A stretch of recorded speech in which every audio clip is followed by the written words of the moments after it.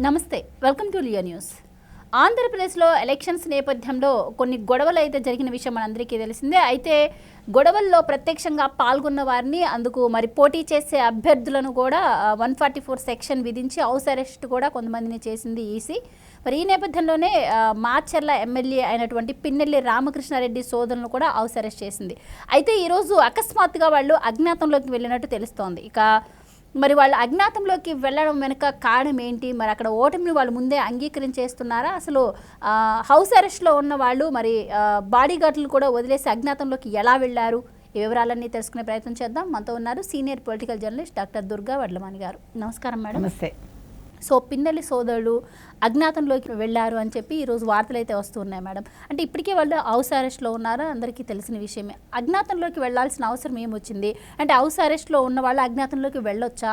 మరి వైసీపీ ఓడిపోబోతుంది అన్న సంకేతాలు నడమనే వాళ్ళు అజ్ఞాతంలోకి వెళ్ళారు అన్న వార్తలు కూడా వినిపిస్తున్నాయి. సో ఎంతవరకు కరెక్ట్ అంటారు? ఇప్పుడు ఎలాగో ఓడిపోతున్నాం అని అయితే తెలుస్తోంది. దీనికంటే ముఖ్యంగా రేపు సిట్ దర్యాప్తు చేపడుతోంది. సో అక్కడ భయపడుతున్నారు వీళ్ళందరూ. ఇప్పుడు ఓటమి ఒక పక్క పెడితే ఇప్పుడు ఈ సిట్ దర్యాప్తు ఏదైతే ఉందో ముఖ్యంగా మాచర్ల, తిరుపతి, నరసరావుపేట ఇలా వరుసగా అన్ని జిల్లాల్లో ఇప్పటి వరకు జరిగిన సంఘటనల మీద సిట్ దర్యాప్తు సంస్థని ఏర్పాటు చేసింది కేంద్రం. సో అందులో భాగంగా ఇప్పుడు వీళ్ళు కనుక ఇప్పుడు పిన్నెల్లి సోదరుల మీద ఆల్రెడీ కేసులు ఉన్నాయి మనకు తెలుసు. అంతకుముందు బుద్ధా వెంకన్న గారి మీద కావచ్చు, వేరే వాళ్ళ మీద కూడా కావచ్చు, అవన్నీ ఉన్నాయి. అంటే వీళ్ళు హత్యాయత్నం చేసినట్టుగా ఇవన్నీ కూడా బయటకు వస్తాయి. వీటన్నిటినీ మించి అసలు మాచర్లలో జరిగినంత హింస మొత్తం ఈ ఎలక్షన్స్ జరిగాక ఈ 4 రోజుల్లో ఇంకెక్కడా జరగలేదు. బాంబు దాడులు ఏంటి, అసలు వీళ్ళందరి ఇళ్లలో బాంబులు కూడా దొరికాయని అన్నారు గుట్టలు గుట్టలుగా, మనకు తెలిసి ఇవాళ న్యూస్, నిన్న ఇవాళ. సో ఇది చిన్న విషయం కాదు. ఇప్పుడు సిట్ సంస్థకి ఒక్కసారి మనం వాళ్ళ దృష్టిలో పడ్డామంటే మన భవితవ్యం ఇంకేం ఉండదు, రాజకీయ భవితవ్యం కూడా. మీకు సిట్ ఎప్పుడు ఏర్పాటు చేశారు? మీకు గుర్తుంటే రాజీవ్ గాంధీ హత్య జరిగాక సిట్ని ఏర్పాటు చేశారు. అప్పుడు కార్తికేయన్ అని ఆయన సిట్ అధ్యక్షులుగా ఉన్నారు. అప్పుడు చాలా అంటే చాలా స్ట్రిక్ట్ ఆఫీసర్ ఆయన. ఆ విషయం అప్పుడు అసలు రాజీవ్ గాంధీ గారి హత్య మీద అసలు ఎంత గందరగోళం జరిగింది, అసలు ఎవరు అనేది తెలుసుకోవడానికే చాలా కష్టమైంది మనకి. ఆ తర్వాత ఒక్కొక్కటిగా మనకి విషయాలు వెలుగులోకి వచ్చాయి సిట్ వచ్చాక. సో అలాగే ఇప్పుడు అంటే ఎంత మనకి ఇప్పుడు మనం ఒకటి ఆనందపడాల్సిన విషయం ఏమిటంటేనంటే ఆంధ్రప్రదేశ్లో ఈరోజు ఎలక్షన్స్ జరిగిన హింసాత్మక సంఘటనల్ని కేంద్రం క్యాజువల్గా తీసుకోకుండా, కేంద్ర ఎన్నికల సంఘం కావచ్చు, కేంద్రం కావచ్చు, లేకపోతే కేంద్ర హోంశాఖ కావచ్చు, చాలా సీరియస్గా దీని మీద దృష్టి పెట్టడం అనేది ఫస్ట్ మనం అందరం కూడా చాలా ఆనందించాలి. Because it's not a small issue. 33 జిల్లాల్లో 109 సంఘటనలు ప్లస్ నిన్న ఇవాళ కూడా చెదురుమదురుగా జరిగి ఉంటాయి. ఇవన్నీ కూడా చిన్న విషయాలు కాదు కదా. ఎప్పుడు ఎన్నికల తర్వాత సాధారణంగా ఇలా జరగదండి. మొట్టమొదటిసారి ఆంధ్రప్రదేశ్లో ఈ రకంగా జరిగింది.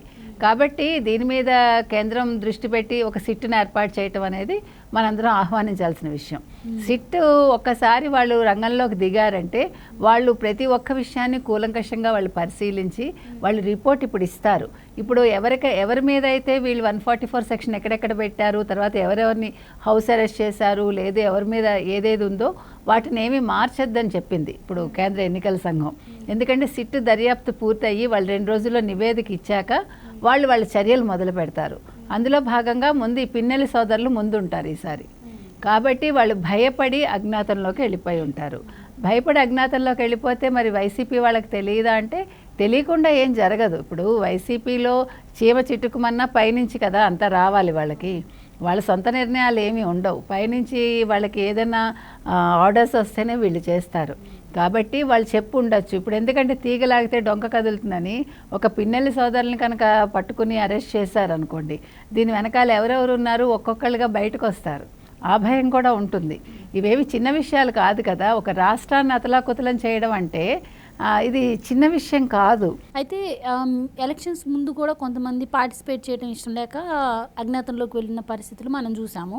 ఇప్పుడు చూస్తే ఎలక్షన్ తర్వాత జరిగిన ఘటనలపై మీరు అన్నట్టు కేంద్ర ఎన్నికల కమిషన్ సిట్ దర్యాప్తును అయితే ఆదేశించింది. నిన్న సీఎస్ని డీజీపీని పిలిచి వార్న్ చేసిన విషయం కూడా మనందరికీ తెలిసింది. అంటే ఎప్పుడైతే వాళ్ళని వార్న్ చేసిందో ఆ తర్వాత నుంచి ఆంధ్రప్రదేశ్లో కొంచెం పోలీస్ శాఖలో కదలికలు మొదలయ్యాయి. అందులో భాగంగానే ఈరోజు పిన్నెల్లిలో పట్టుబడ్డ బాంబులు కావచ్చు, గాజు పెంకులు కావచ్చు, ఇవి అలానే పట్టుబడ్డాయి. సో ఇది ఈ సిట్ దర్యాప్తు అలాగే పోలీస్ శాఖ కొంచెం యాక్టివ్ అవ్వడం కూడా ఇవి మా మెడకి చుట్టుకునే అవకాశం ఉంది అనుకున్న పరిస్థితుల్లోనే వీళ్ళు అజ్ఞాతంలోకి వెళ్ళారు అని వార్తలు వస్తున్నాయి. అంటే వీళ్ళతో పాటు మరి సిట్ దర్యాప్తు కొంచెం ముమ్మరం చేసి పోలీస్ శాఖ కూడా యాక్టివ్ అయితే ఇంకెంతమంది అజ్ఞాతంలోకి వెళ్ళే అవకాశం ఉంటుందంటారు? ఇంకా అజ్ఞాతంలోకి వెళ్ళటం ఏం లేదు, అందరూ జైలుకే వెళ్తారు. అజ్ఞాతంలోకి వెళ్ళేంత అవకాశం కూడా వాళ్ళు ఇవ్వరు.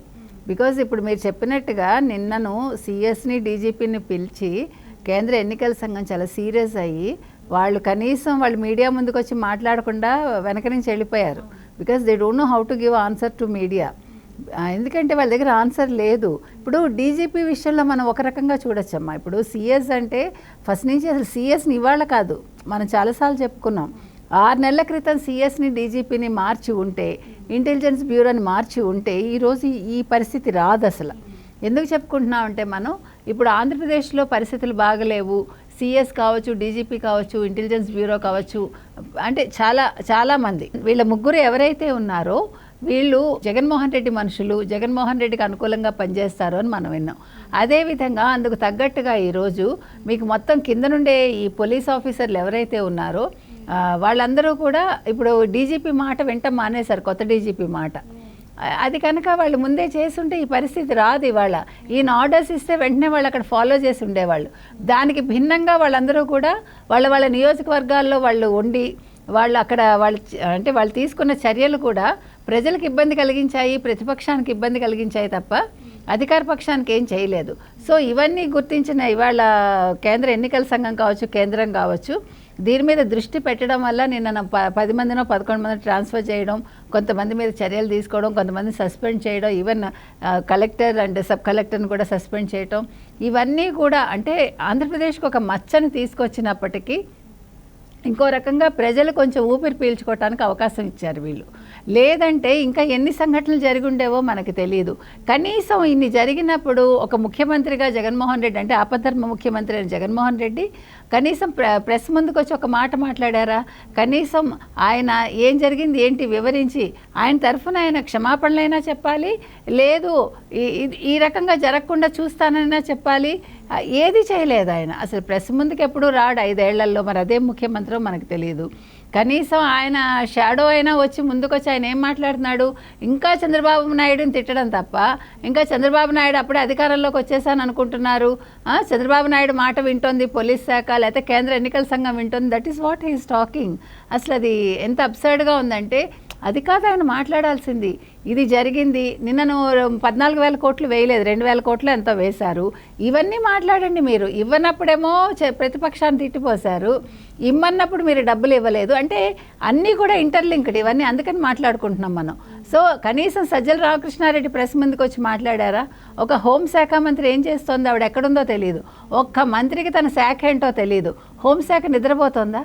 వాళ్ళందరూ కూడా వచ్చి ఎక్స్ప్లెనేషన్ ఇచ్చుకోవాలి ప్రజలకి. వీళ్ళందరూ ప్రజలు ఎన్నుకున్న మనుషులు కాబట్టి ఇక్కడ అవేమీ జరగలేదు. కాబట్టి పిన్నెల్లి సోదరులు ఇవాళ భయపడి దాంకున్నారు. రేపు సిట్ కనుక నివేదిక ఇచ్చిందంటే పిన్నెల్లితో పాటు ఇంకెంతమంది శ్రీకృష్ణ జన్మస్థానానికి వెళ్తారో మనకు తెలియదు. మనం అది చూడాలి. ఎందుకంటే ఇప్పుడు అన్నీ కూడా అంటే ఏమంటారు, సంఘటనలన్నీ కూడా చాలా త్వరితగతిని సాగుతున్నాయి. ఇది చాలా మెచ్చుకోదగ్గ అంశం. మనం ఫాస్ట్గా ఇవన్నీ జరిగి ఆంధ్రప్రదేశ్ ప్రశాంతంగా ఉండాలి. రిజల్ట్ వచ్చే సమయానికి ప్రజలు హ్యాపీగా ఊపిరి పీల్చుకునేలాగా ఉండాలి. Right madam, thank you.